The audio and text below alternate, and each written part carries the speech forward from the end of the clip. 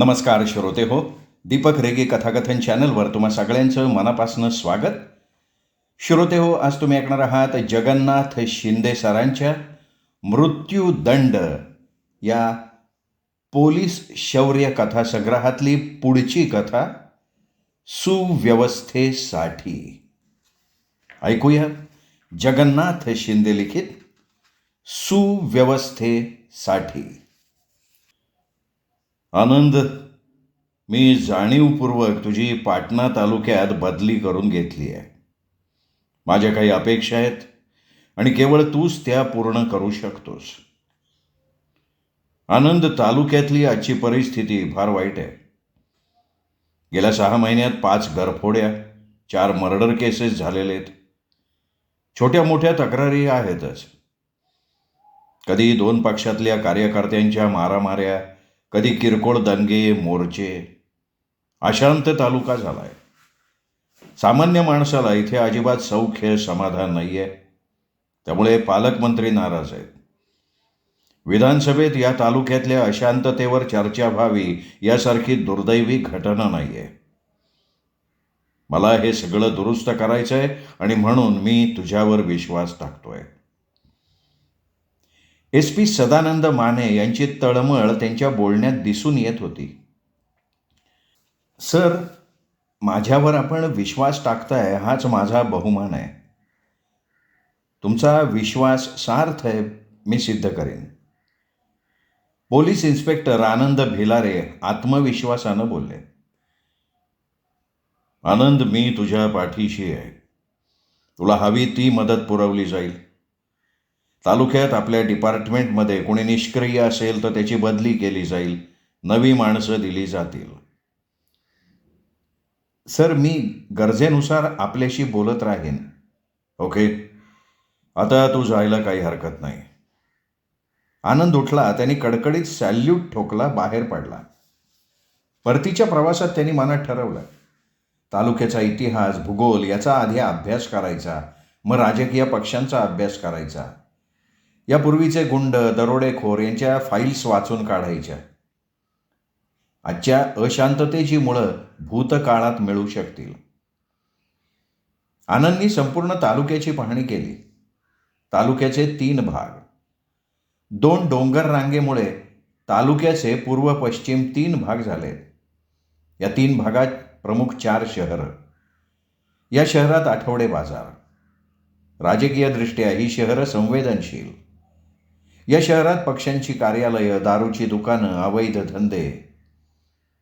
महत्त्वाच्या नोंदी आनंदनं करून घेतल्या. यापूर्वी घडल्या गुन्ह्यांच्या, आरोपींच्या, गुन्हेगारांच्या फाईल्स तपासल्या. महत्त्वाच्या गुन्हेगारांची नोंद केली. आनंदच्या आश्चर्यकारक रीतीनं एक बाब लक्षात आली. दाखल झालेल्या गुन्ह्यांची संख्या मोठी होती, पण गुन्हेगारांना, आरोपींना अगदी नगण्य शिक्षा झाल्या होत्या. हे कसं? हे मात्र कोडं काही उलगडलेलं नव्हतं. एक गोष्ट मात्र लक्षात आली की गुन्हेगारांना शिक्षा न झाल्यानं गुन्हेगारांवर वचक बसलेला नव्हता. गुन्हेगारी वाढायचं हे एक प्रमुख कारण होतं. दुसरं कारण, पूर्वापार 2 घराणी राजकारणात सक्रिय होती. दोन्ही घराण्यात सत्ता होती. त्यांच्यात सत्तेसाठी प्रचंड स्पर्धा होती. दोन्ही घराण्यातली सत्ता काठावरची होती. शेकड्यात मतांचा फरक पडत होता. बाजार समिती, पतपेढ्या, पंचायत समिती, जिल्हा परिषद, विधानसभा अशा लोकसत्तेत कधी कदम घराण्याची तर कधी देसाई घराण्याची सत्ता नांदत होती. काठावरच्या बहुमतामुळे सत्ता संघर्षापोटी गुन्हे घडत होते. एक गोष्ट नोंद घेण्यासारखी होती. डोंगर कपारी भागातल्या गावात गुन्हेगारीचं प्रमाण अत्यल्प होतं. त्याउलट नदीकाठच्या विकसित भागात गुन्ह्यांचं प्रमाण लक्षणीय होतं. संवेदनशील गावांची यादी करत असताना बाहेर लक्ष गेलं. एक किमती गाडी थांबली. पांढऱ्या शुभ्र खादीतले 5-6 लोक उतरले. गेटवरच्या पोलिसांनी त्याला सॅल्यूट केला. त्याचा स्वीकारही न करता सर्व व्यक्ती ताडताड आनंदच्या केबिनमध्ये शिरल्या. न सांगता सगळ्या खुर्च्या अडवल्या. आनंद बघत राहिला. साहेब, नवीन आहे तुम्ही, तुम्हाला माहिती नसन. हे युवा नेतृत्व, सारंग पाटील एक जण बोलला, आनंदने नमस्कार सुद्धा केला नाही. कसं आहे, आपली ओळख व्हावी म्हणून आलो. तालुक्यात 60% ग्रामपंचायती, 65% सोसायटी आणि 70% बाजार समित्या आमच्या ताब्यात आहेत. युवा नेता सारंग पाटील अभिमानानं सांगत होता, या तालुक्यात आमचं अधिराज्य आहे. आमदार कुठल्या गटाचे, पक्षाचे आहेत? आनंदानं मर्मावर बोट ठेवलं होतं. कसे पैसे चारून कोणी बी आमदार होऊ शकतो. 2024ची निवडणूक लागून द्या ना, पानिपत करू. आम्हाला फक्त तुमची साथ पाहिजे. मी काही मतदार नाही आहे किंवा तुमच्या गटाचा, पक्षाचा कार्यकर्ता नाही आहे. मी काय साथ देणार? अहो, तुम्ही जाणता ना, तरुण रक्त म्हणजे गरम रक्त. थोडी फरागळीक होती, घ्यायचं सांभाळून. कायद्याचं उल्लंघन झालं तरी कायदा कोणासाठी? जनतेसाठीच आहे ना. उठसूट आमचे कार्यकर्ते तुम्ही आत घेत राहिला तर पक्षाची प्रतिमा मलिन होती ना. मग आगळीक करायचीच नाही. कायद्याचं उल्लंघन झालं तर मी कसूर करणार नाही. किती दिवस इतर राहायचा विचार आहे तुमचा? माझ्या वरिष्ठांची मर्जी असेपर्यंत. वरिष्ठ गेले खड्ड्यात, आमच्या मर्जीने कारभार चालतो इथं. अच्छा, आणि कायद्याचं काय? कायदा फाट्यावर बांधतो आम्ही. तसं घडलं ना तर तुमचा फाटा काटा मुळात जिरवलं जाईल. सारंग पाटलांनी टाळी वाजवली तशी कार्यकर्त्यांनी टाळ्या वाजवल्या. वा वा इन्स्पेक्टर, वा, बहादूर रे तुम्ही. पण ह्या तालुक्यात ह्यो असला बहादूरपणा चालणार नाही. अच्छा, काय कराल? वेळ आली की सांगू की काही कशासाठी. मग मी सुद्धा त्या वेळेची वाट बघतो. आनंद प्रत्येक शब्दावर जोर देत बोलले. हा, आईला काम तेरडं दिसतंय याचं, एक कार्यकर्ता बोलला. वाकडं बोट सरळ केले बेगर राहत्यात काय सारंग साहेब? दुसरा कार्यकर्ता बोलला. सारंग पाटलांच्या पिलावळींनो, कुठे आणि कोणासमोर बोलताय माहिती आहे का तुम्हाला? म्हणे कायदा फाट्यावर बांधतो, बहादूरपणा चालणार नाही. कुठे राहताय? कोणा हुकुमशाहीच्या राज्यात का लोकशाहीत? कोण आहात तुम्ही? राजा का संस्थानिक? कायद्याचं उल्लंघन तर करून बघा. आनंदनं असह्य झालेला राग व्यक्त केला. चला चला, उठा, चालते वा, चला. एकतर परवानगी न घेता माझ्या केबिनमध्ये घुसलाय आणि वर दादागिरी करताय. पण साहेब, गेट आउट. साहेब, जरा समजून घ्या. I say get out. मला धमकी देण्यासाठी आलाय? चला, चालते व्हा. अहो सर, जरा समजून घ्या. गेट आउट आय से. नाईलाजानं त्या सगळ्यांना बाहेर पडायला लागलं. आनंदनं लागलीच तालुक्यातल्या सगळ्या अधिकारी पोलिसांची तातडीनं मीटिंग बोलवली. हे बघा, मला या तालुक्यात सुव्यवस्था हवी. कायद्याचं राज्य हवं. कायदा जो मोडेल तिथेच त्याला मोडला पाहिजे. तुम्हाला नाही जमलं तर माझ्यापर्यंत घेऊन या. तो कोण आहे हे माझ्या दृष्टीनं गौण आहे. कायदा सगळ्यांसाठी समान आहे. आपली नेमणूक सज्जनांचं रक्षण करण्यासाठी आहे आणि दुर्जनांना शिक्षा करणं हे आपलं कर्तव्य आहे. याच कामाचे आपल्याला पैसे मिळतात. फुकट काम आपण करत नाही. अगदी आपला संसार सुखाचा चालेल इतके पैसे मिळतात. आपली सेवा जबाबदारीची आहे, न्यायाची आहे. यापूर्वी तुमचं कोणाशी साटलोटा असेल तर ते आजपासून संपलं. आपल्या सेवेशी, कर्तव्याशी प्रामाणिक राहायचं. ज्या ज्या ठिकाणी तुम्हाला अडचण येईल त्या त्या ठिकाणी मी धावून येईन. पण हे लक्षात ठेवा, कोणाची गय केली, आपल्या खात्याशी प्रतारणा केली तर गाठ माझ्याशी आहे. ते थोडा वेळ बोलायचे थांबले आणि नंतर म्हणाले, कोणाची अडचण असेल तर मला सांगा. कुणाला सोयीची बदली हवी असेल तरी सुद्धा सांगा. 15 दिवसात तुमची बदली होईल याची खात्री देतो. तसंच कर्तव्यात कुचराई झाली तर योग्य ती कार्यवाही करण्याचा अधिकार माझ्याकडे आहे. कुणीच कसलीच अडचण सांगितली नाही. नवा अधिकारी, नवी राज्य, तेही 4 दिवसांचं, असा समज सगळ्यांनी करून घेतला होता. 4 दिवस होऊन गेले. एक दिवस धावत धावत एक मुलगी थेट आनंदच्या केबिनमध्ये शिरली. साहेब, बोल बोल, हे पाणी घे आधी आणि मग सांग तुझी तक्रार काय आहे. साहेब, मी कॉलेजला जाता येता मला त्रास दिला जातो. कोण त्रास देतो तुला?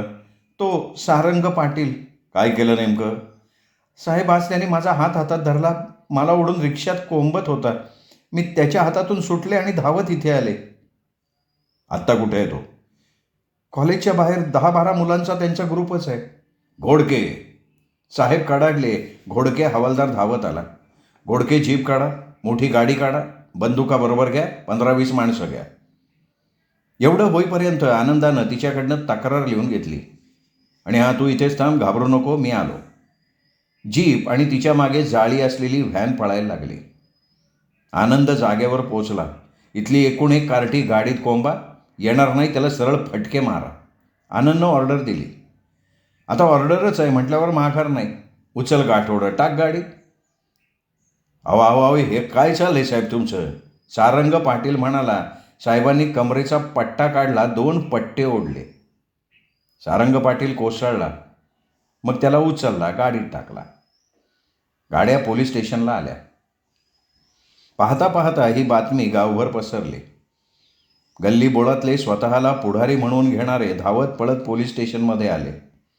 त्यांना 2 पोलिसांनी रोखून धरलं. सारंग आणि त्याच्या साथीदारांना लॉकअपमध्ये टाकलं आणि आनंद स्वतः गेटवर आला. कमरेला रिव्हॉल्वर होतं. म्हणाला, काय आहे इथं? इथे का आलाय तुम्ही सगळे? आत डांबलेले नेते आहेत का सिनेस्टार आहेत? अपघात झाला तर बघायला गर्दी कराल, पण साक्षीदार म्हणून पंचनाम्यावर सही नाही करणार तुम्ही. जा घरी जा. आपल्या मुलींची, घरातल्या माणसांची काळजी घ्या. चला निघा, नाही तर गोळीबार करायला लागेल. गर्दी पांगली. इन्स्पेक्टर आनंदनं ऑर्डर केली. तो सारंग पाटील आणि त्या 7 कार्यकर्त्यांना इथे आणा आणि दरवाजा बंद करा. त्यांना आणण्यात आलं. काय रे, युवा नेतृत्व सारंग पाटला, काय हे? कॉलेजच्या बाहेर हिरोगिरी करायला तुझ्या बापाचं राज्य आहे का? साहेब, माझा बाप कोण साहेब आहे हे माहिती का तुम्हाला? तुझ्यासारखाच असणार, लांडगा कोल्हा. त्याच्याशिवाय का तुझ्यासारखा वारस जन्माला आला? साहेब, सारंग दात ओठ खाऊन ओरडला आणि त्याच वेळी त्याच्या गालावर खाड दिशी आवाज आला. सारंग कोलमडून पडला. त्याला त्यांनी उठवला, दुसऱ्या गालात खाडकन वाजवली.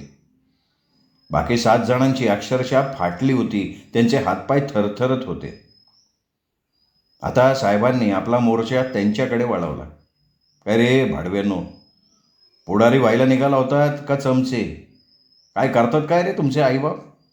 दिवसभर शेतात घाम गाळतात ते, आणि मग तुम्हाला कॉलेजात पाठवतात.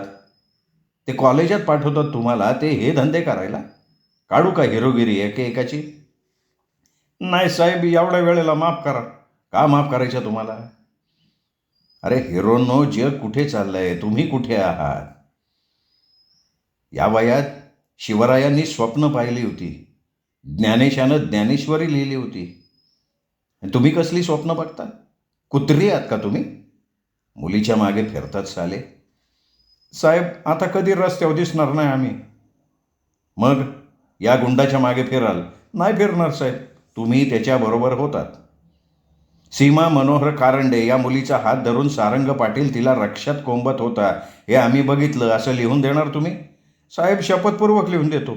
दगडे, या सगळ्यांचा सविस्तर जबाब घ्या. फोन नंबर घ्या, पत्ते घ्या, द्या यांना सोडून. साहेब, यांना सोडून द्यायचं? त्यांचा जबाब सारंग पाटलाच्या विरुद्ध खास पुरावा आहे. मुळावरच घाव घालू ना आपण, कशाला फांद्या छाटत बसायचं? सारंग पाटलाची फाडायची तर यांना सोडायलाच लागेल. त्या पोरांचा जबाब घेऊन त्यांना सोडून दिलं. याला आत घाला आधी. साहेबांनी सारंग पाटलाला पोलीस कोठडीत बंद करण्याचा आदेश दिला. तसं सारंग पाटलाने आनंदला धरलं. साहेब साहेब चुकलं माझं साहेब, याच्या पुढं माझ्या हातून असं नाही घडणार. तू तसं लिहून देतोस? हा, देतो. कागद घे. हा कागद घे, पेन घे, मी सांगतो तसं लिही. लिहितो साहेब, लिहितो. आनंदनं त्याच्याकडून इत्थंभूत घटना लिहून घेतली, त्याच्यावर त्याची सही घेतली आणि त्याला कस्टडीत टाकून दिला. हो साहेब, हे काय केलं तुम्ही? मी माझं कर्तव्य करतोय. पण साहेब, तुम्हाला माफीनामा लिहून दिला ना मी. तो कबुलीनामा होता. आणि तुझ्या 7 मित्रांची ती साक्ष होती. आता कोर्टात सुद्धा तू वाचू शकणार नाहीस. साहेब साहेब तुम्ही मला फसावलं साहेब. तुझी फसगत माझा शहाणपणा आहे. उद्या सकाळी तुला कोर्टात घेऊन जाऊ. मग तुझ्या वकिलांना युक्तिवाद करायला सांग. थोड्याच वेळात सारंग पाटलाचे वडील बाजार समितीचे चेअरमन आबासाहेब आकाश पाळता एक करत आले. कोण आहे रे फौजदार इथं? मी बसलो इथे. मी कोण आहे माहिती आहे का? माझ्या अंदाजानुसार लांडग्या कोल्ह्याचे बाप आहात तुम्ही. फौजदार, त्याशिवाय का तुमचा देवटा एका मुलीचं अपहरण करत होता? अपहरण? हो, म्हणजे तिच्या मनाविरुद्ध तो तिला पळवून नेत होता. खोटं आहे सगळं, खोटं आहे. दगडे दगडे सगळ्यांच्या जबाबाची झेरॉक्स काढा आणि या बाजार बसव्या चेअरमनला द्या. मी बाजार बसवा? पाटील शांततेत घ्या. पाटील की इथे चालणार नाही. काय कराल तुम्ही? पोलीस इन्स्पेक्टरच्या कमरेला पट्टा असतो. मला धमकी देतो का तू? एवढ्या दगडेनं कागद आणून दिले. वाचा पाटील, वाचा. वाचायला येतं ना तुम्हाला? काय आहे, राजकारणातल्या नेत्यांना लिहिता वाचता यावं अशी अट नसते ना. पाटलांनी सगळे कागद वाचले. ते हादरले. साहेब, हे आपाप सबमिटून टाकू की? म्हणजे काय करायचं? 5 लाख देतो. आणि मी काय करायचं? सारंगला सोडायचं? नाही जमणार साहेब. 10 देतो. माझ्या आबरूचा सवाल आहे साहेब. आबरूचा विचार मुलगा तारुण्यात येताना करायला पाहिजे होता ना. साहेब चुकलं माझं, आता तरी सोडा त्याला. नाही सोडणार मी साहेब. लय मागात पडन. अच्छा, काय कराल? तुम्हाला आत कोंडल आणि पोलीस स्टेशन जाळून टाकल. इतकं करू शकता? माझ्या मागं अर्धा तालुका आहे. खरंच पोलीस स्टेशन जाळाल तुम्ही? बघायचं आहे का तुम्हाला? दगडे, 2 पोलीस बोलो. 2 पोलीस आले. या आबासाहेबांच्या हातात बेड्या घाला. काय करताय तुम्ही? पोलीस स्टेशनमध्ये येऊन इन्स्पेक्टरला जीवे मारण्याची धमकी दिली. पोलीस स्टेशन जाळण्याची भाषा केली. हा मोठा गुन्हा आहे पाटील. शिवाय लाचही देत होतात. मी कधी बोललो एवढं सगळं? पाटील, वर बघा. CCTV कॅमेरा आहे. हा कॅमेरा आहे ना, जसंच्या तसं सचित्र रेकॉर्ड करतो. अहो साहेब, बेड्या घाला याला. टाका मुलाच्या कोठडीत.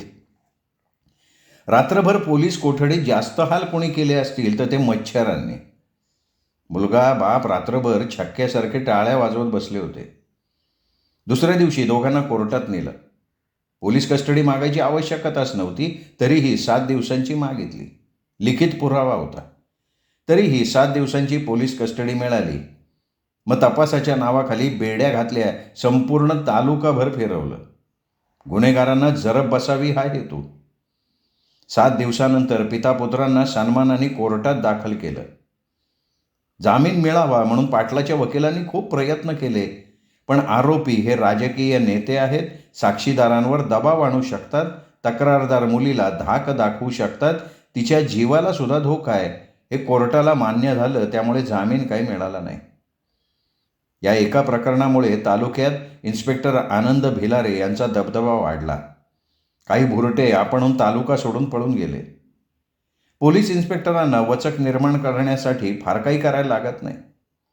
एखाद्या आरोपीला चांगला चाप बसवला की आपोआप दहशत निर्माण होते. त्यात इन्स्पेक्टर आनंद भिलारे मोठे कल्पक. त्यांनी तालुक्याच्या 3 विभागात मोठे 3 फ्लेक्स बोर्ड लावले. ज्या कोणाची कोणाविरुद्ध तक्रार असेल तर त्यांनी सहपुरावा निनावी अर्ज पोस्टानं पाठवावा. आरोपीचा बंदोबस्त केला जाईल. नावाची गुप्तता राखली जाईल. अर्ज यायला लागले. स्वतः आनंद पोलीस टीम घेऊन जागेवर बंदोबस्त करायला लागले.